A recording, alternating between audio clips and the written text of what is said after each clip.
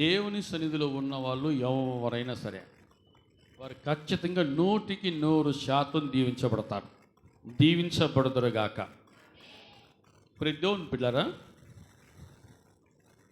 నిన్ను విడువను, నేను ఎడబాయనని వాగ్దానం ఇచ్చినవాడు ఆయన. ఖచ్చితంగా ఆయన ఎప్పుడూ తోడుగానే ఉంటాడు, ఎప్పుడు మనల్ని నడిపిస్తూ ఉంటాడు. దేవుని సన్నిధిలో ఏ ఒక్కరు కూడా అశ్రద్ధగా ఉండకూడదు, నిర్లక్ష్యంగా ఉండకూడదు, అనాలోచనగా ఉండకూడదు, తిరస్కార బుద్ధితో ఉండకూడదు, తిరుగుబాటుతనంతో ఉండకూడదు, కానీ దీనత్వంతో ఉండాలి. ఆమె చెప్పండి. ప్రియ పిల్లరా, కొద్ది నిమిషాలు మనము దేవుని యొక్క లేఖనాలను ధ్యానించుకుందాం. యోహాను సువార్త 15వ అధ్యాయంలో, యోహాను సువార్త 15వ అధ్యాయం 5వ వచనం మనం చదువుకుందాం. ద్రాక్షావల్లిని నేను, తీగల మీరు. ఎవడు నా యందు నిలిచి ఉండనో, నేను ఎవని యందు నిలిచి ఉండనో, వాడు బహుగా ఫలించును. నాకు వేరుగా ఉండి మీరేమియో చెయ్యలేరు. నాకు వేరుగా ఉండి మీరేమియో చెయ్యలేరు. చేయాలని ప్రయత్నించినా అది విఫలం అయితే, ప్రియమైన బిడ్డలారా, ఆయనలో ఉన్నవారు ఖచ్చితంగా 100 రెట్లుగా ఫలించుదురుగాక. ఆమె చెప్పండి. నా యందు నిలిచి ఉండేవాడు బహుగా ఫలిస్తాడని వాక్యం సెలవిస్తాను. నా యందు నిలిచి ఉంటేనే మీరు ఫలిస్తారంటున్నాడు. నాకు వేరుగా ఉండి మీరేమీ చెయ్యలేరు. చాలా జాగ్రత్తగా అర్థం చేసుకుందాము గాక. ఆయన చిత్తానికి విరుద్ధంగా నువ్వు ఎక్కడికి పరిగెత్తినా, ఎటు పరిగెత్తినా, ఏది చేసినా, ఏది చేయాలని తలంచినా అది నీ జీవితానికి ఆశీర్వాదం కాదు. ఆయన చిత్తానికి అనుగుణంగా నువ్వు నడుచుకుంటే ఖచ్చితంగా నువ్వు ఫలిస్తావు, ఫలించదువుగాక. కొన్నిసార్లు మనము ఖచ్చితంగా మనమే ప్రశ్నించుకోవాలి. నేనెందుకు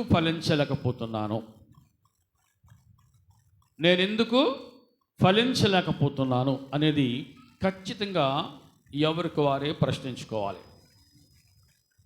అరే, నేను ఇంత కష్టపడుతూ ఉన్నాను, ఇన్ని రకాలుగా ప్రాకులాడుతూ ఉన్నాను, ఇన్ని రకాలుగా ప్రయాసపడుతూ ఉన్నాను, అయినా సరే నా జీవితంలో ఏది కూడా సక్సెస్ నేను చూడలేకపోతున్నాను అనుకుంటూ బాధపడే వాళ్ళు చాలామంది ఉన్నారు. దానికి ఒకే ఒక్క రీజన్ ఏంటంటే, నేను ఒకవేళ ప్రభువుకు వేరుగా ఉన్నానేమో, అదే కారణమేమో అనుకోవాలంటే. నేను ప్రభువుకు వేరుగా ఉన్నానేమో, నేను ఆయనకు దూరంగా ఉన్నానేమో, నేను ఆయనకు దూరంగా ఉన్నానేమో, నా హృదయము ఆయనకు దూరంగా ఉన్నదేమో, అందుకే నేను ఫలించలేకపోతున్నానేమో. భూమి ఆకాశం గతించిపోద్ది, కానీ దేవుని మాట ఎన్నటికీ గతించిపోదు, అది నిరంతరము నిలుచున్నాం. ప్రియ దేవుని బిడ్డలారా, అయితే ఎందుకు మనం ఫలించలేకపోతున్నాం? ఆయన ఇచ్చిన వాగ్దానం, ఆయన మాట ఏంటంటే, నిశ్చయముగా నీవు నీ చేతుల కష్టార్జితమును నువ్వు అనుభవిస్తావు అంటాడు. ఆయన మాట ఎన్నటికీ అది వ్యర్థము కాదు. నిశ్చయముగా నీవు నీ చేతుల కష్టార్జితం నువ్వు అనుభవిస్తావు అనేటువంటి మాట భూమి ఆకాశమైన గతించిపోద్దేమో, కానీ ఆ మాట గతించిపోదు. అది ఎందుకు? అది మన జీవితంలో మనము రుచి చూడలేకపోతున్నాం, అనుభవించలేకపోతున్నాం, పొందుకోలేకపోతున్నాం అంటే, ఒకవేళ నీవు ఆయనకు వేరుగా ఉన్నావేమో. ప్రభు అంటాడు, ఈ ప్రజలు తమ పెదవులతో నన్ను ఘనపరచుచున్నారు, కానీ వారి హృదయాలు నాకు దూరంగా ఉన్నాయి. ఇక్కడ ఇంతమంది కూర్చున్నారు. ప్రతి దేవుని బిడ్డలు నువ్వు అనుకోవచ్చు, నా మనసులో ఏముందో నీకు తెలియకపోవచ్చు, నువ్వు అనుకోవచ్చు. నీ ప్రక్కనున్న వారి గురించి నా మనసులో ఏముందో నీకు తెలుసా అనుకోవచ్చు నువ్వు. కానీ నీ హృదయము ఎలా ఉందో ఖచ్చితంగా ఆయన చూస్తున్నాడు. ప్రతి దేవుని బిడ్డలారా, ఖచ్చితంగా ఆయన చూస్తున్నాడు. నీ హృదయాన్ని నువ్వు సరి చేసుకోవాలి. నీ హృదయం దేవుని ఎదుట సరిగా లేకపోవటమే ప్రమాదం. నీ హృదయము దేవుని ఎదుట సరిగా లేకపోవటమే ప్రమాదం. అది నీకు నష్టమో. కొన్ని కష్టాలు ఎందుకు వస్తున్నాయి, కొన్ని నష్టాలు ఎందుకు వస్తుందంటే మన హృదయం దేవుని ఎదుట సరిగా లేదు కాబట్టి కొన్ని సమస్యలు మనమే తెచ్చుకుంటూ ఉన్నాం.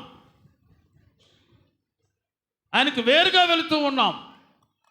ప్రతి దేవుని బిడ్డలారా, లోకంలో ఎక్కడ పచ్చగా ఉందో అక్కడికి వెళ్ళటం కోసము చేసే తప్పేంటి ఏంటి? ప్రభువుని విడిచిపెట్టి అక్కడికి వెళ్తూ ఉన్నారు. లోకంలో ఎక్కడ పచ్చగా ఉందో అక్కడికి వెళుతున్నారు. లోకములు ఎక్కడ సంతోషంగా ఉందో అక్కడికి వెళుతూ ఉన్నారు. లోకములు ఎక్కడ ఆనందం ఉందో అక్కడికి వెళుతూ ఉన్నారు. చేసే పొరపాటు ఏంటి? ప్రభువుని విడిచిపెట్టి వెళ్తున్నారు. ప్రభువుకు మనస్సును దూరం చేసుకుని వెళ్తున్నారు. దేవునికి మనస్సును దూరం చేసుకుని, హృదయాన్ని దూరం చేసుకుని వెళ్తున్నారు. దేవునికి ఏమీ నష్టం లేదు. మనుష్యుడు ఏమి విత్తునో చెప్పండి, మనుష్యుడు ఏమి విత్తుతాడో ఆ పంట కోస్తున్నా. దేవుడు నాకు అన్యాయం చేసాడమ్మో అంటారు. దేవుడు ఎవరికి అన్యాయం చేయడు. ఆమేన్. దేవుడు ఎవరికి అన్యాయము చేయడు. కేవలము నీ హృదయ స్థితిని బట్టి. దేవుని బిడ్డలారా, నీకు నీవే కొన్నిసార్లు ప్రమాదాలను తెచ్చుకుంటూ ఉన్నావు, నష్టాన్ని తెచ్చుకుంటూ ఉన్నావు, రోగాన్ని తెచ్చుకుంటూ ఉన్నావు, కష్టాన్ని తెచ్చుకుంటూ ఉన్నావు, అవమానాలు తెచ్చుకుంటూ ఉన్నావు. నీ హృదయము సరిగా ఉంటే ఇవేమి రావు కదా. నీ హృదయాన్ని నువ్వు సరి చేసుకో. మీకు చాలాసార్లు మీ ముందు ఒక ప్రశ్న ఉంచుతూ ఉన్నా. ఈరోజు నువ్వు చనిపోతే దేవుని యొద్దకు వెళతాను అనే నమ్మకం నీకుందా? చావుకి వయసుతో నిమిత్తం లేదు. చిన్న బిడ్డల దగ్గర నుంచి వృద్ధుల వరకు వాళ్ళు ఎవరైనా సరే కావచ్చు. మరి అందగాళ్ళ, అందవిహీనుల, విద్యావంతుల, విద్యావిహీనుల, లేకపోతే ఉద్యోగస్తుల, నిరుద్యోగుల, whatever it may be, whoever it may be, there is no difference, there is no partiality. అసలు ఎటువంటి వ్యత్యాసం లేదు. చావుకి వ్యత్యాసం లేదు. ఎవరు దొరికితే వారిని బొట్టలేస్తుంది వెళ్ళిపోద్ది అంతే. ఎవరు దొరికితే వారిని మింగేస్తుంది అంతే. ఈరోజు నువ్వు చనిపోతే దేవుని యొద్దకు వెళతాను అనే నమ్మకం నీకుందా? ప్రతి దేవుని బిడ్డలు ఖచ్చితంగా ప్రతి క్రైస్తవుడు కూడా ఈ ప్రశ్న వేసుకోవాల్సిందే. ఏదో చర్చికి వెళ్ళాం, ఆశ్రయించుకున్నాం అంటే కుదరదు. నువ్వు ఆశ్రయించుకున్నంత మాత్రం నువ్వు పరలోకం వెళ్ళవు. నాకు వేరుగా ఉండి మీరు ఏమి చేయలేరు అంటున్నావు ప్రభు. అంతే, నాకు వేరుగా ఉండి మీరేమి ఒకడే ఉంది చెయ్యలేరు. నాకు వేరుగా నీ బలాన్ని చూసి నువ్వు అనుకుంటున్నావేమో, నీ అందాన్ని చూసి నువ్వు అనుకుంటున్నావేమో, నీ ఆరోగ్యం చూసి, నీకున్న డబ్బును చూసి నేను ఏదైనా చేయగలనుకుంటున్నామో. సున్నా, జీరో, నిష్ఫలమో. అది తెలిసి వచ్చేసరికి కొంత సమయం నీ జీవితంలో వృధాగా పోతుంది అంతే. నువ్వు మరలా తిరిగి సంపాదించుకోలేవు. కాబట్టి ప్రతిదినం కూడా నీకు నీవుగా ఏమని ప్రశ్నించుకోవాలంటే, నేను క్రీస్తునందు ఉన్నానా? నేను ప్రభువులో ఉన్నానా? ప్రభునందు నేను జీవిస్తున్నానా? లేక ప్రభుకు వేరుగా ఉండి నేను జీవిస్తున్నానా? దేవుని బిడ్డలారా, 15వ అధ్యాయం 1వ వచనంలో, నేను నిజమైన ద్రాక్షావళి, నా తండ్రి వ్యవసాయకుడు, నాలో ఫలింపని ప్రతి తీగను ఆయన తీసి పారివేయను. చాలు. నాలో ఫలింపని ప్రతి తీగ. మనం అందరం ఎవరు తెలుసా? మనం తీగలం. మన స్థాయి, మన లెవెల్, మన పొజిషన్, మన పరపతి, మన హోదా, మన డిగ్రీ ఏంటయ్యా అంటే జస్ట్ తీగలం అంతే. తీగ, నేను తీగను అనే విషయం మర్చిపోకూడదు. ఆమెను చెప్పండి. తీగ బతికుండాలంటే చెట్టుకు కనెక్టివిటీ ఉండాలి. తీగ వాడిపోవాలన్నా, ఎండిపోవాలన్నా, తీసి అగ్నిలో పడవేయబడాలన్నా ఎంతో సమయం పట్టదు. మనం కేవలం తీగలం. మనం తీగలం అనే విషయం మనం మర్చిపోవద్దు. నేను బలవంతుణ్ణి, నాకు ఏదైనా చేసే సామర్థ్యం ఉంది అనుకోవద్దు. జస్ట్ యువర్ బ్రాంచ్, నువ్వు చిన్న తీగవంతే. ఆమెను చెప్పినందరూ మనం అందరం ఎవరో, మనం ప్రభు దగ్గర చేయాల్సిన ప్రార్థన తెలుసా? అయ్యా నేను చిన్న తీగనయ్యా, నన్ను తీసి పారవేద్దయ్యా అని ప్రార్థన చేయాలి.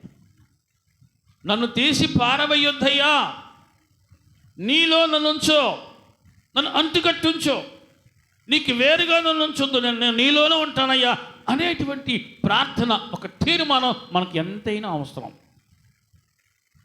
మనం తీగలం. ప్రియ దేవుని బిడ్డరా, తీగ ఎంత అందంగా ఉన్నా ఆ తీగ ద్రాక్షావళిలో ఉంటేనే ఫలించింది. ఆమె తీగ ఎంత బలంగా ఉన్నా ఆ తీగ ఆ ద్రాక్షావళిలో ఉంటేనే ఫలించింది. ఇక్కడే ఉందంటే, నాలో ఫలింపని ప్రతి తీగను ఆయన తీసివేయబడే తీగగాను ఉండొద్దా, పారవేయబడే తీగగాను ఉండొద్దా. పారవేయబడే తీగ ఎక్కడంట? అగ్నిలో పడేస్తుంది అంతే. ప్రియ దేవుని బిడ్డలారా, తీసి పారవేయబడే స్థాయిలో నువ్వు వద్దు. ఆయనలో అంటుకట్టబడిన స్థితిలో, ఆయనలో బహుగా ఫలించబడేటువంటి రేంజ్లో నువ్వు ఉండవుగాక. అరే అందరు ఇక్కడే ఉన్నారా? ఆమేన్. ప్రియ దేవుని బిడ్డలారా, ఫలించు ప్రతి తీగ మరి ఎక్కువగా ఫలింపవాలని దానిలోని పనికిరాని తీగలను తీసివేయును. నేను మీతో చెప్పిన మాటను బట్టి మీరు ఇప్పుడు పవిత్రులై ఉన్నారు. నా యందు నిలిచి ఉండుడి. ఆమె చెప్పండి, నా యందు నిలిచి ఉండుడి. ఇక్కడ నువ్వు ఈరోజు ఆరాధనలో పాల్గొన్నావు, చక్కగా దేవుని వాక్యం విన్నావు, సంతోషంగా తిరిగి గృహానికి వెళ్ళావు. ఈ సంతోషం ఈ రోజుతో అయిపోకూడదు, ఈ ఆనందం ఈ రోజుతో అయిపోకూడదు. ప్రతిదినము ప్రభువులో ఆనందంగా ఉండాలి. దేవుని నామానికి మహిమ కలుగునుగాక. ప్రతిదినము కూడా నువ్వు నిలిచి ఉండాలి. ఏం చేస్తామన్నా, పరిస్థితులు అట్లా వచ్చినాయి, అందుకే పేకాట్లు లేకపోయినాయి. ఏం చేస్తామన్నా, పరిస్థితులు అలాగ వచ్చినాయి, అందుకే నేను మందు తాగాల్సి వచ్చింది. ఏముందన్నా, పరిస్థితులు అలాగ ఉన్నాయి, అందుకే నేను బెట్టింగ్కి పోవాల్సి వచ్చింది, బెట్టింగ్ కాయాల్సి వచ్చింది. సాకులు వంకలు ప్రభు దగ్గర చెల్లవు, అవి నచ్చవు. నీ హృదయాన్ని నువ్వు సరి చేసుకో అంతే.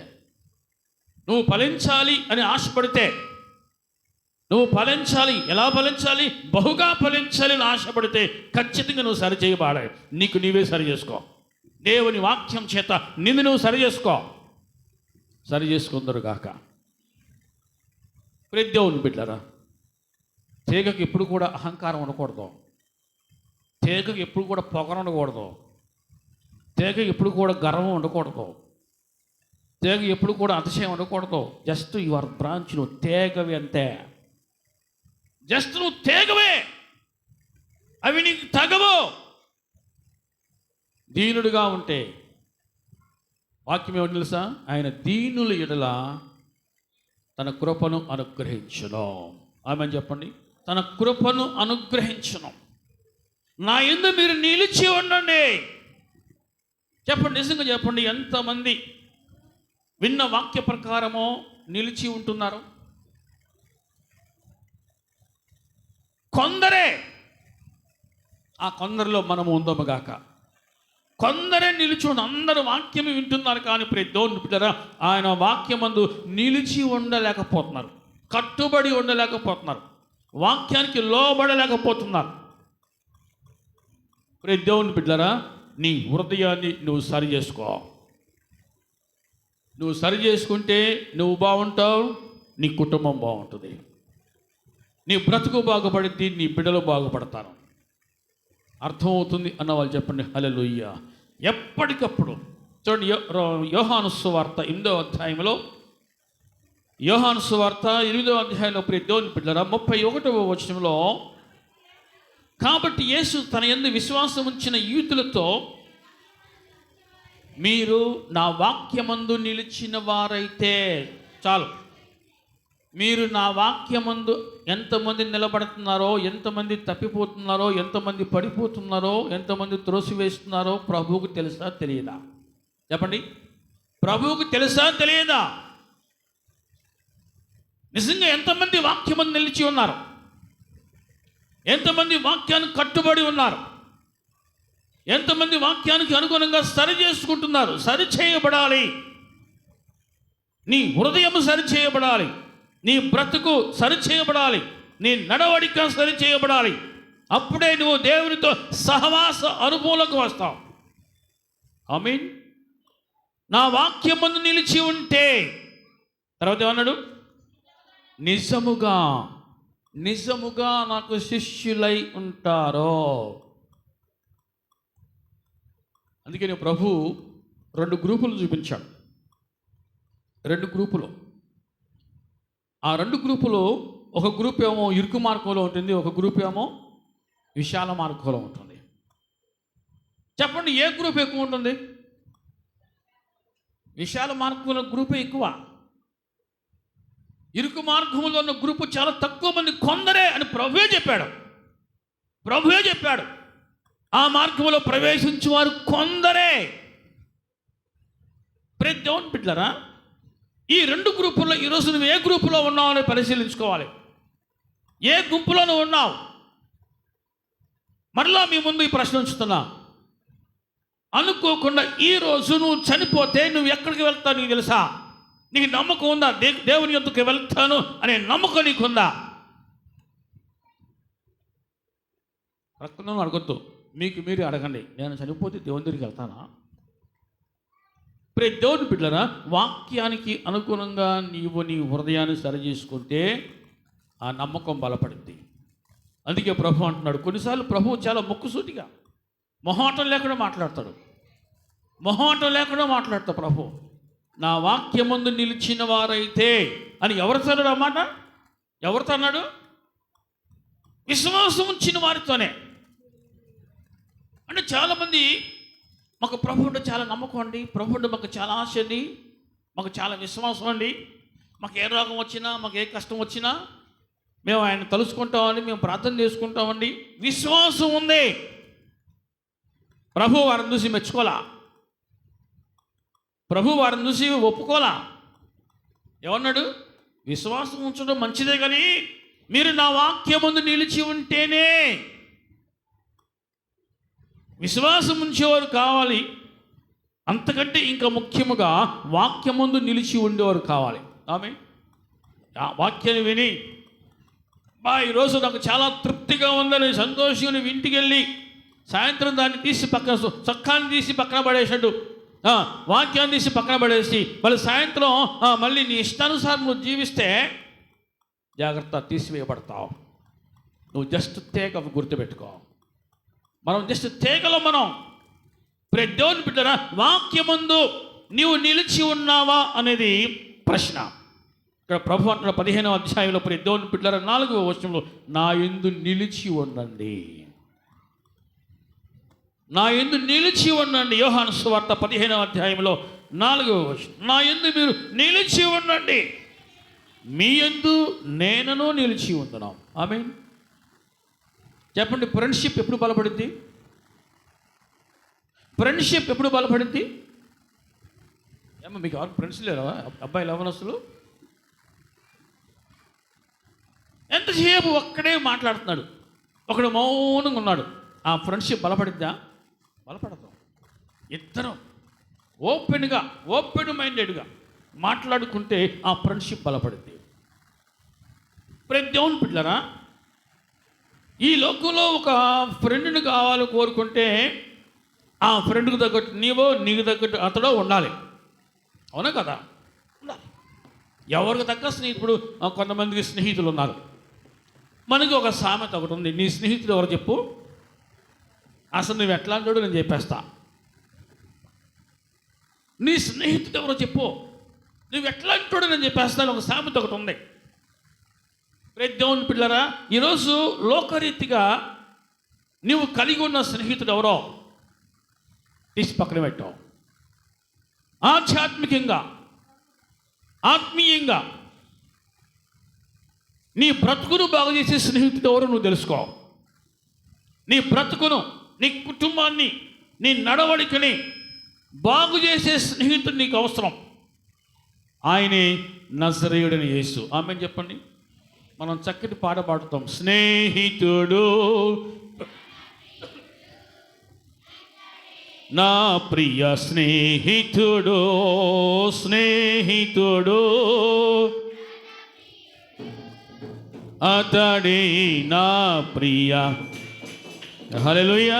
ధైర్యంగా చెప్పుకుందాం మనం, ఆయనే నా స్నేహితుడు అని ధైర్యంగా చెప్పుకుందాం. దేవుని బిడ్డలారా, ఆయన నీకు స్నేహితుడిగా ఉండాలంటే వాక్యం ఏమని తెలుసా? ఆయన ఏమన్నాడు? మీరు నా యందు నిలిచి ఉంటే నేను మీ యందు నిలిచి ఉంటా, నేను మీ యందు నిలిచి ఉంటాను. దేవుని బిడ్డ, ఆయన ఎవరెందు నిలిచి ఉంటాడో 4వ వచనంలో, తీగ ద్రాక్షావళిలో నిలిచి ఉంటేనే కానీ తనంతట తానే ఎలాగూ ఫలింపదో, అలాగే నా యందు నిలిచి ఉంటేనే కానీ మీరు ఫలింపరు. చిన్న కెట్టుకో, చిన్న లాజిక్ని ఎవరు కూడా మిస్ అవ్వద్దు. నీవు ఫలించాలి అంటే గుర్తుపెట్టుకో, నీ కుటుంబం, నీ బిడ్డలు ఫలించాలి అంటే ఒకటే కిటుకో, ఒకటే మార్గం. ఏంటి అది? ఏంటయ్యా చెప్పండి, ఏంటయ్యా చెప్పాలి, అబ్బాయిలు చెప్పాలి. నా యందు నిలిచి ఉంటే అని చెప్పాడు. అంతే, నా యందు నిలిచి ఉంటే మీరు ఫలిస్తారు. దేవుని బిడ్డలారా, ఎప్పుడైతే మీరు ఫలాలతో ఉంటారో అప్పుడు దేవునికి మహిమ. అది యోహాను సువార్త 15వ అధ్యాయంలో 8వ వచనం, మీరు బహుగా ఫలించటం వల్ల నా తండ్రి మహిమ పరచబడును. దేవుని బిడ్డలారా, ఫలాలతో నువ్వు ఉండాలి,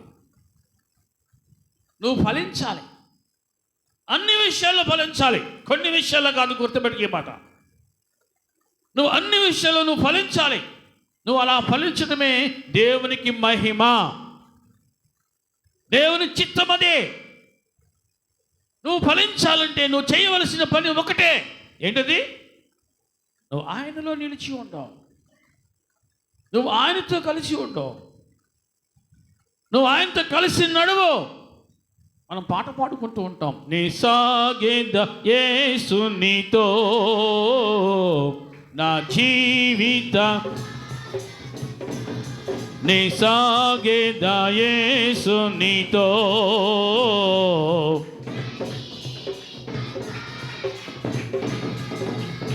యేసుతో, యేసుతో. హల్లెలూయా. ఆయనతో నడువు, ఆయనతో గడుపు. అందుకని భక్తుడు కొరహు కుమారులు అంటారు, నీ మందిరావరణంలో ఒక్క దినము గడుపుట 1000 దినాల కంటే శ్రేష్టమయ్యా.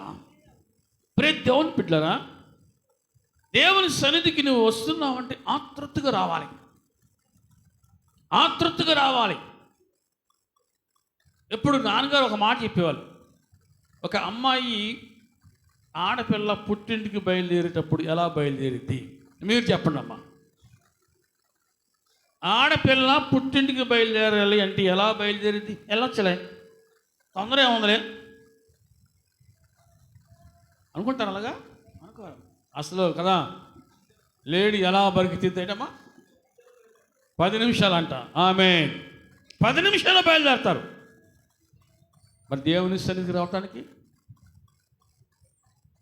దేవుని సన్నిధికి నువ్వు అలా వేగంగా రావడం కోసము అటువంటి ఆతృత, అటువంటి ఆశ నీలో దేవునికి కనబడితే నీ జీవితం దీవించబడ్డట్టే. ఆమె చెప్పండి, నీ జీవితం దీవించబడ్డట్టే. వెళ్ళొచ్చులే, తొందర ఉందిలే. నువ్వు ఎప్పుడైతే అశ్రద్ధగా ఉంటావో నువ్వేదో సంథింగ్ మిస్ అవుతున్నావు. గ్రహించుదురుగాక, నువ్వు మిస్ అవ్వకూడదు. అన్ని విషయాలను ఫలించాలి, అన్ని విషయాలను ఫలించాలి. దేవుని బిడ్డలారా, మీరు మీ పిల్లలకు అది నేర్పించండి. నీ బిడ్డలు దేవునిలో ఉంటే, దేవునిలో నిలిచి ఉంటే ఖచ్చితంగా నీ పిల్లలు 100 ఫలిస్తారు, ఫలించుదురుగాక. దేవుని బిడ్డలారా, ప్రభు నా యందు నిలిచి ఉంటేనే, ఇది షరతు, కండిషన్. ఇది నా యందు నిలిచి ఉంటేనే. షరతేనమ్మది, రిక్వెస్టా? కొన్ని విషయాల్లో రిక్వెస్ట్ లేవు, కొన్ని విషయాల్లో బ్రతులాడతాలు లేవు, కొన్ని విషయాలు ఆయన మొహమాటం లేకుండా ముక్కుసూటిగా మాట్లాడతాడు. మీరు నా యందు నిలిచి ఉంటేనే కానీ మీరు ఫలింపరు.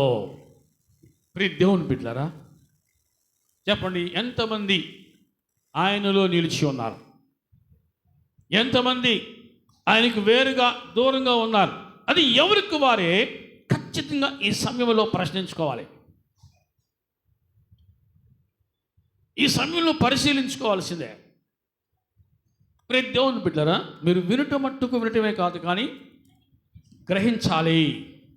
మీరు ఇంకా గ్రహింపు లేని వారికి ఉండొద్దా? మీరు ఎప్పుడైతే గ్రహిస్తారో మీరు చాలా పొందుకుంటారు. మీరు గ్రహించకుండా ఉంటే మీ కంటి ముందు ఇన్ని గొప్ప గొప్ప సంగతులు, మంచి మంచి విషయాలు దాటిపోతున్న మీ కంటికి కనపడవు. మీరు గ్రహిస్తే ఏది మీ సౌరం గ్రహించుదురుగాక.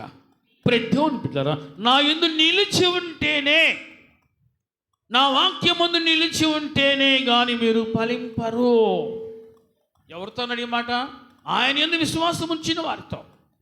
విశ్వాసం ఉంచటం వేరు, చెప్పండి, విశ్వాసం ఉంచటం వేరు, వాక్యానికి అనుగుణంగా జీవించడం వేరు, నిలిచి ఉండటం వేరు. విశ్వాసం అంటే ఏదైనా రోగం వచ్చిందనుకో, ప్రభు బాగా చేస్తాడు, విశ్వాసం ఉంది. ఏదైనా కష్టం ఉంది, ప్రభు తప్పిస్తాడు, ప్రభు రక్షిస్తాడు, ప్రభు విడిపిస్తాడు. విశ్వాసం ఉంది, మంచిదే.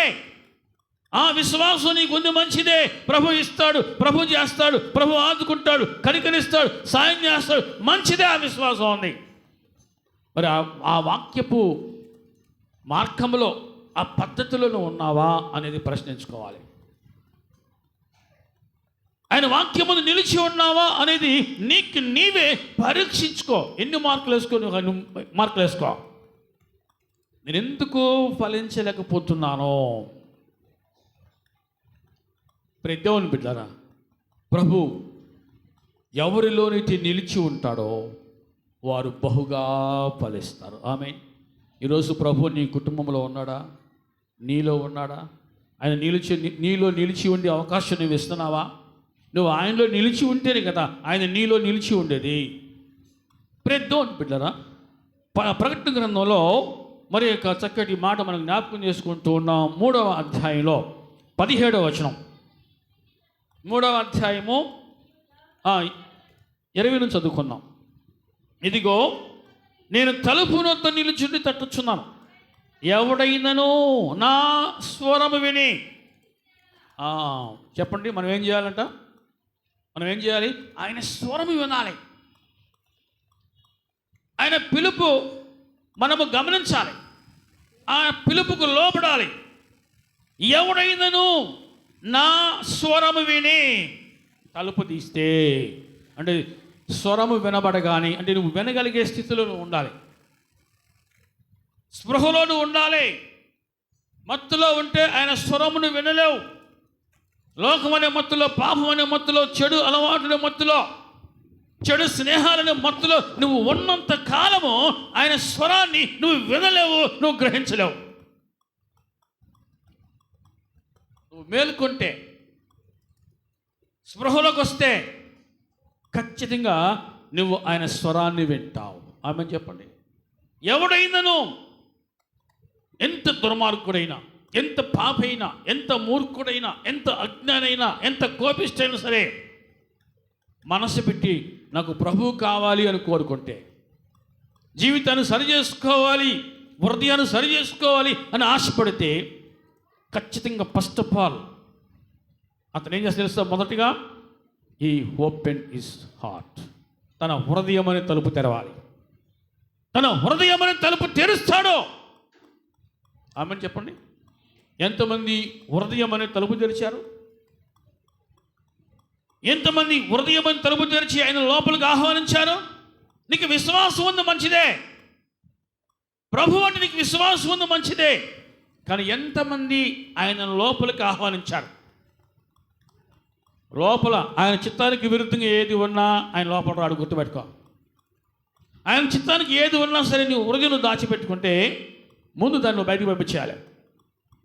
ఎవడైతే ఒప్పుకొని విడిచిపెడతాడో చెప్పండి, అక్కడ ఏముంది? అతడు కనికరము పొందును. అతడు కనికరము పొందుకుంటాడో. దేవుని బిడ్డలారా, ఎవడైనానో ఎటువంటి వాడైనా సరే నా స్వరము విని తలుపు తీసిన ఎడలా, ఆయన బలవంతంగా కదా లోపల రాడు. సిగ్గు లేకపోయినా పెద్దగా లోపలికి వచ్చిందో ఒకడున్నాడు. ఎవరు తెలుసాడు? సాతాను. పో అన్నా సరే వాడు మళ్ళీ వస్తాడు. పో సైతానా పో అన్నా సరే వాడు మళ్ళీ వస్తాడు. దేవుని బిడ్డలారా, నువ్వు పిలిస్తే తప్ప ప్రభు నీ హృదయంలోకి రాడు. గుర్తుపెట్టుకు ఈ మాట. అయ్యా నువ్వు నా హృదయంలోకి రావాలయ్యా అని నువ్వు ఆహ్వానిస్తే తప్ప ఆయన నీ హృదయంలోకి రాడు. ఎంతమందికి ఆశ ఉంది ప్రభు నా హృదయంలోకి రావాలని? ఎంతమందికి ఆశ ఉంది? అయ్యా నా హృదయంలోకి రావాలయ్యా నువ్వు ఆశపడేవాళ్ళు. వారి హృదయాలు జీవజలముతో నింపబడితే జీవజల ధారలు ప్రవహిస్తాయి, ప్రవహించునుగాక. ఏ హృదయంలోకి అయితే ఆయన అడుగు పెడతాడో అక్కడ జీవజల నది ప్రవహించును. ఎండిన మోడు చిగురించిన ఆ చెట్టు ఫలించుదోగాక. దేవుని బిడ్డలారా, నా స్వరము విని తలుపు తీస్తే ద గ్రేట్ బ్లెస్సింగ్, గొప్ప ఆశీర్వాదం తెలుసా? నేను అతని యొద్దకు వస్తాను. ప్రభా నువ్వు అక్కడే ఉండు, బయటే ఉండు, నువ్వు అంటే నాకు చాలా ఇష్టం అనే బ్యాచ్ ఒకటి ఉంది. కాసేపు ప్రభువు కావాలి, కాసేపు లోకం కావాలి. కాసేపు ప్రభువు కావాలి, కాసేపు లోకం కావాలి. దేవుని ఇది కుదరదు. అయితే అటు లేకపోతే ఇటు. నువ్వు ఉంటే చల్లగా ఉండు, లేకపోతే వెచ్చగా ఉండు, కానీ నులివెచ్చగా ఉండొద్దు. నేను అతని యొద్దకు వస్తాను అని చెప్పాడు. ఎప్పుడు వస్తాడు? నువ్వు తలుపు తీస్తే, నీ హృదయం అనే తలుపు తీస్తే ఆయన లోపలికి వస్తాడు. నువ్వు ఆహ్వానిస్తే ఆయన లోపలికి వస్తాడు. ఎలా ఆహ్వానించాలి? ఒక అతిథి మన ఇంటికి వస్తే దేవుని బిడ్డలు ఎలా మనం ఆహ్వానిస్తాం, ఎలా గౌరవిస్తాం? ప్రభును అంతకంటే ఎక్కువగా నువ్వు గౌరవించాలి, నేర్చుకో. తగిన మహిమను ఆయనకు చెల్లించు. అప్పుడు నువ్వు ఫలిస్తావు, బహుగా ఫలిస్తావు. నువ్వు బహుగా ఫలిస్తావు. నేను అతని యొద్దకు వచ్చి అతనితో నేనును, నాతో కూడా అతడును భోజనము చేయుదము. ఆమె చెప్పండి. దేవుని బిడ్డలారా, ఇట్టి అనుభవంలోకి మనం వచ్చుదమగాక. ఆయనతో సహవాసం చేయటం అంటే ఏదో ఆదివారం వచ్చి, లేకపోతే ఏదో శనివారం వచ్చి, ఏదో శుక్రవారం వచ్చి అట్ని చేయించుకోకపోవడం కాదు. అట్టి అనుభవంలోకి మనం రావాలి. వచ్చుదమగాక. తలుపు తీసావా నువ్వు? ఆయన వాక్యమందు నిలిచి ఉన్నావా? ఆయన యందు నువ్వు నిలిచి ఉన్నావా? నిలిచి ఉంటేనే మీరు బహుగా ఫలిస్తారని చెప్పాడు ఆయన. దాపరిక లేదని, దాపరిక లేదు. ప్రభువుకున్న పేరు తెలుసా? మొహమాటం లేకుండా బోధించేవాడు అని పేరు ప్రభువుకి. మొహమాటం లేకుండా బోధించేవాడే నిజమైన పాస్టర్. దేవుని బిడ్డలారా, ప్రభు చాలా స్పష్టంగా చెప్పాడు, నా యందు నిలిచి ఉంటేనే మీరు ఫలిస్తారయ్యా, లేకపోతే అసలు ఆయన చెప్పలేక. మనమే అర్థం చేసుకోవాలి. మనలో ఉన్న లోపాలు ఏవైతే ఉన్నవో మనం సరి చేసుకోవాలి. మన బ్రతుకును, మన హృదయాన్ని మనం సరి చేసుకోవాలి. నువ్వు సరి చేసుకుంటే, నీ హృదయం సరి చేయబడితే ఎంత ఆనందమో, ఎంత సంతోషమో నువ్వు ఖచ్చితంగా నువ్వు ఆస్వాదిస్తావు, నువ్వు అనుభవిస్తావు. ఆనందాన్ని పొందుకుందువుగాక. ప్రభు అంటున్నాడు, నాకు వేరుగా ఉండి. యోహాను సువార్త 15వ అధ్యాయంలో దేవుని బిడ్డలారా 5వ వచనంలో, నా యందు ఎవడు నా యందు నిలిచి ఉండనో, నేను ఎవరిందు నిలిచి ఉండనో వాడు బహుగా ఫలించును. నాకు వేరుగా ఉండి. నువ్వు ఎప్పుడైతే ఆయన వాక్యాన్ని నువ్వు అతిక్రమిస్తున్నావో, ధిక్కరిస్తున్నావో, త్రోసివేస్తున్నావో, పక్కన పెడుతున్నావో, అప్పుడు నువ్వు ఆయనకు వేరుగా ఉన్నట్టే. అప్పుడు నువ్వు ఆయనకు వేరుగా ఉంటున్నావు. నీవు ఆయనకు వేరుగా ఉంటే ఆయనకేమి నష్టం లేదా? ఆయనకేమి నష్టం? నువ్వు నష్టమైనా లాభమైనా అది నీకే. దేవుని బిడ్డలారా, నాకు వేరుగా ఉండి మీరేమియో చెయ్యలేరు.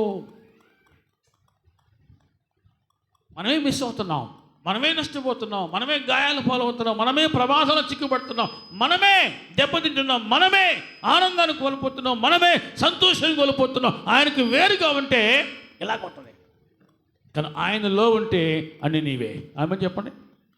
ఆయనలో ఉంటే ఆనందమైనా, సంతోషమైనా, ఆశీర్వాదాలైనా అవన్నీ నీ సొంతమే. అవి నీ మీద నిలిచి ఉంటాయి, నీ కుటుంబంపై నిలిచి ఉంటాయి, నీవు నివసిస్తున్న గృహంపై అవి నిలిచి ఉంటాయి. దేవుడి నామానికి మహిమ కలుగును గాక. పరిశీలన చేసుకోవాలి. నాకు వేరుగా మీరు ఉంటే ఏమియో మీరు చెయ్యలేరు. నాకు వేరుగా మీరు ఉంటే ఏమీ చేయలేరు. మన జీవితంలో ఫెయిల్యూర్స్, అపజయాలు ఉన్నాయి. ప్రతి అపజయం వెనుక ఏదో కారణం ఉంటుంది. ప్రతి అపజయం వెనుక ఏదో కారణం ఉంటుంది. ఆ కారణాన్ని కనుక ఒక్కసారి మనం తెలుసుకుంటే ఖచ్చితంగా మనకు జవాబు దొరుకుతుంది. ఆమె మూర్ఖత్వంలో ఉండొద్దు. మూర్ఖత్వానికి నిన్ను అప్పగించుకోవద్దు. మత్తులో ఉండొద్దు. మత్తులో ఉంటే నువ్వు నష్టపోతావు. ప్రే దేవుని బిడ్డరా, ఈ అపజయానికి కారణం ఏంటి అని నువ్వు నిదానించి ఖచ్చితంగా నీ స్థితిని నువ్వు పరిశీలించుకుంటే ఆ కారణం ఏంటో ఖచ్చితంగా నీ కంటి ముందు కనబడుద్ది. నువ్వు రియలైజ్ గ్రహించో. కొన్నిసార్లు రోగాలు కూడా, కొన్నిసార్లు అపజయాలు, కొన్నిసార్లు ప్రయత్నాలు విఫలం అవటాలు, కొన్నిసార్లు ప్రే దేవుని బిడ్డ భయాలు ఎందుకు వస్తున్నాయి? ఎందుకు కలుగుతున్నాయి? ఏదో కారణం ఉంది. ఆ కారణం ఏంటో తెలుసుకుంటే ఖచ్చితంగా నీ జీవితం వెలిగించబడుద్ది. నీ జీవితం వెలిగించబడుద్ది. గుడ్డితనంలో ఉంటే, మత్తులో ఉంటే, నిర్లక్ష్యంగా ఉంటే ప్రియ దేవుని బిడ్డలారా, నువ్వు ఏదో కోల్పోతున్నావు. ప్రభు స్వయంగా అంటున్నాడు, నాకు వేరుగా ఉండి మీరేమీ చేయలేరు. ఎవడైనను, 6వ వచనం, నా యందు నిలిచి ఉండని ఎడలా, ఎవడైనను నా యందు నిలిచి ఉండని ఎడలా వాడు తేగవలే. అది ఎక్కడంట? ఇక నీ స్థితి లోపడి స్థితి కాదు, బయట స్థితే. ఇక నువ్వు బయట మనిషివే. ఇక నువ్వు బయట మనిషివైపోతావు. ప్రియ దేవుని బిడ్డ, నా తండ్రి చేత దీవించబడిన వారులారా లోపలికి రండి అని పిలిచిన ఆయన ఏమంటో తెలుసా? ఏమంటాడు? నా యందు నిలిచి ఉండకపోతే మీరు తేగవలే బయట పారవేయబడతారో. మొహమాటం లేకుండా ఆయన ఖండిస్తూ హెచ్చరిస్తూ ఉన్నాడు. ప్రియ దేవుని బిడ్డ, ప్రభు ఎవరిని కూడా వెంటనే శిక్షించడం, ఎవరిని వెంటనే శిక్షకు అప్పగించడం, భయాలకు అప్పగించడం, నష్టానికి, రోగానికి అప్పగించడం. కొన్ని పర్యాయములు హెచ్చరిస్తాడు, కొన్ని పర్యాయాలు గద్దిస్తాడు, ఖండిస్తాడు. ఇవన్నీ జరిగిపోయిన కానీ లోబడకపోతే, ఆ గద్దింపుకు, ఆ హెచ్చరికలకు లోబడకపోతే ఫైనల్గా వచ్చేదే ఏంటి తెలుసా? శిక్ష. ఇక్కడేమో తెలుసా? నా యందు నిలిచి ఉండకపోతే తేగవలే ఇక్కడేముంది, బయట పారవేయబడి ఎండిపోవును. ఎండిపోవును. చెప్పండి, ఎండిపోవడానికి ఎంత టైం పట్టింది? పడిపోవటం ఎంత టైం పట్టింది? రోగాలు పాలవటానికి, నష్టాలు పాలవటానికి, అపజయాలు ఎంత టైం పట్టింది? క్షణం మాత్రం. ఏ నిమిషంలో జీవితం ఎలా మలుపు తిప్పబడిందో ఎవరికి తెలియదు. ఎవరికి తెలియదు ప్రియ దేవుని బిడ్డలారా. కాబట్టి ఖచ్చితంగా ఇటువంటి స్థితి రాకముందే, బయట పారవేయబడే స్థితి రాకముందే, ఎండిపోయే స్థితి రాకముందే నీ తప్పు నువ్వు తెలుసుకొని, నీ హృదయాన్ని సరి చేసుకొని, నువ్వు ఆయనలో నిలిచి ఉంటాను అని ఒక తీర్మానం చేసుకుంటే, ఒక నిర్ణయం నువ్వు తీసుకుంటే నువ్వు కనికరించబడతావు, దయచూపబడతావు.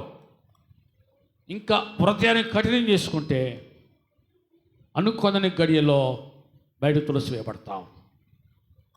ఎండిపోవును. నేను పచ్చగా ఉన్నా, నేను పచ్చగా ఉన్నా, నా కుటుంబం పచ్చగా ఉంది, చాలామంది అలా అనుకున్న వాళ్ళు ప్రియ దేవుని బిడ్డలారా, అలా అనుకున్న కుటుంబాలు ఈనాడు మోడులాగా మిగిలిపోయిన కొన్ని కుటుంబాలు ఉన్నాయి లోకంలో. మోడులాగా మిగిలిపోయిన కుటుంబాలు ఉన్నాయి. పచ్చగా ఉండడం కాదు కావాల్సింది, నువ్వు ఫలించడం కావాలి. ఆమె చెప్పండి, నువ్వు ఫలించాలి. నువ్వు ఫలించాలంటే నువ్వు ఆయన యందు నిలిచి ఉండాలి. దేవుని నామానికి మహిమ కలుగునుగాక. ఇక్కడే ఉంది, ఎండిపోవును మనుషులు అట్టి వాటిని పోగు చేసి అగ్నిలు పారవేతురు, అవి కాలిపోవును. నా యందు మీరును, మీ యందు నా మాటలు నిలిచి ఉన్న ఎడల, మరలా షరతో, నా యందు మీరును, మీ యందు నా మాటలను నిలిచి ఉన్న ఎడల మీకేది ఇష్టమో అడుగుడి. ప్రభువా నువ్వు అడగమన్నావు అయ్యా, నేను అడుగుతున్నానయ్యా. చెప్పండి, ఆయన అడగమంది ఎప్పుడు? నా మాటల యందు మీరు నిలిచి ఉన్నప్పుడు అడగండి. చూడండి ఇక్కడ ఏముంది, నా యందు మీరును, మీ యందు నా మాటలు నిలిచి ఉంటే.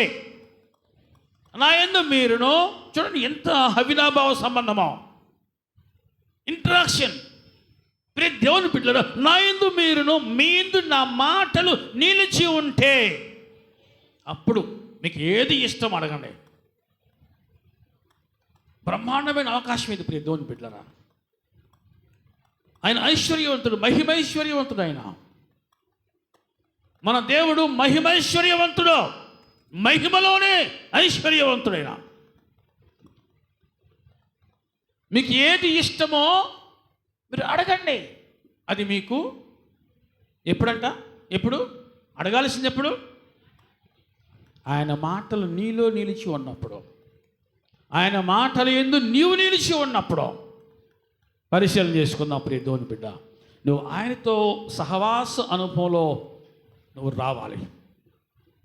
నిజంగా నువ్వు ఆయనతో సహవాసం చేస్తే, నువ్వు ఆయనతో గడిపితే, ఆయనలో నువ్వు నిలిచి ఉంటే, ఆయన మాటలు నీలో నిలిచి ఉంటే, ఆయన వాక్యమందు నీవు నిలిచి ఉంటే, ఆయనలో నువ్వు అంటుకట్టబడి ఉంటే ఖచ్చితంగా నీవు బహుగా ఫలిస్తావు. మీరు ఈ మాట మీ ప్రకటనలో చెప్పండి, నీవు బహుగా ఫలించుదుగాక. దేవుని నామానికి మహిమ కలుగునుగాక. ప్రియ దేవుని బిడ్డ, నువ్వు మారకపోతే, నువ్వు ఇప్పటికైనా మారకపోతే నీకే నష్టం. ఇప్పుడైనా మీరు ఇప్పుడైనాను నా వైపు తిరిగితే మీరు ధన్యులు అంటున్నా ప్రభు. మీరు ఇప్పుడైనాను మీరు ఉపవాసం ఉండి కన్నీరు విడుచు నా వైపు తిరిగి మనఃపూర్వకంగా మీరు వేడుకుంటే మీరు కనికరించబడతారు అంటున్నాడు. ఇప్పుడైనాను అనేటువంటి ఒక అవకాశం ఇచ్చాడు మరలా. రేపు మంద కాదు, గుర్తుపెట్టుకే మాట. రేపు మనది కాదు. ఏ రోజు ఎప్పుడు ఎటువంటి దుర్వార్త వింటామో మనకు తెలియదు. ఏ రోజు ఎటువంటి దుర్వార్త వింటామో మనకు ఎవరికి, మనం కేవలం నిమిత్తం మాత్రం అంతే. జరిగిన తర్వాత లబోదిబోలిసి కదా రొమ్ములు కొట్టుకొని ఏడవడం తప్ప మనం ఏం చేయలేం. మనం ఈ రోజు వారమే, ఈ రోజు కాదు, మనం నిన్నటి వారమే.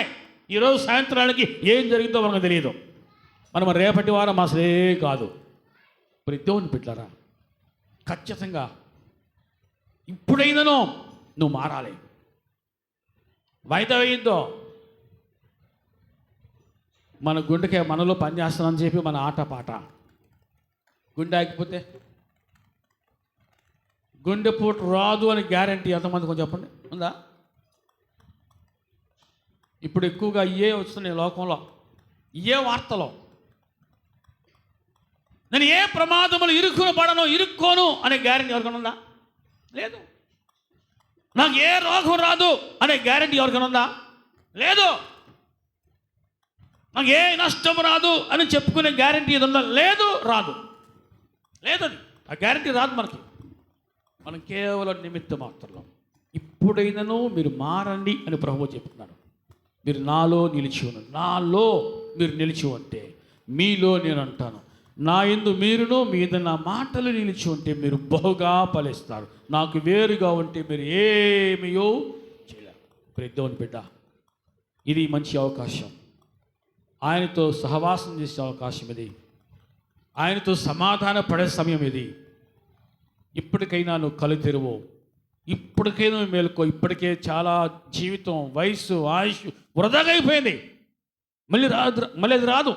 కనీసం ఉన్న శేష జీవితమైనా ఇప్పటికైనా నీ బ్రతుకు నువ్వు బాగు చేసుకుంటే, సరి చేసుకుంటే, నీ హృదయాన్ని నువ్వు సరి చేసుకుంటే, నీ హృదయాన్ని దేవుని వాక్యానికి అప్పగించుకుంటే ఇప్పటికైనా నువ్వు కనికరించబడతావు.